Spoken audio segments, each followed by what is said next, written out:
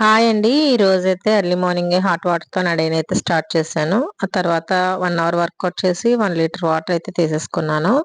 తాగేసిన తర్వాత ఇగో నైటే సోక్ చేసి పెట్టుకున్న 5 బాదాం అయితే తీసుకున్నాననమాట.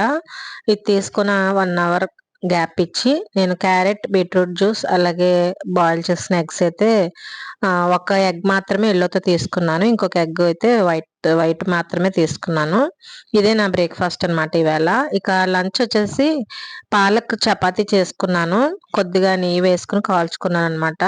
ఒక హాఫ్ టీ స్పూన్. అలాగే ములక్కాడ, జీడిపప్పుతో కర్రీ చేసుకున్నాను. ఇక సలాడ్ అయితే వేసుకున్నాననమాట. ఇక ఈవినింగ్ వచ్చేసి వాకింగ్‌కి అయితే వెళ్ళానండి. 1 అవర్ వాకింగ్ అయితే చేశాను. తర్వాత ఇంకా నైట్ డిన్నర్‌కొచ్చేసి రాగి దోస వేసుకున్నాను.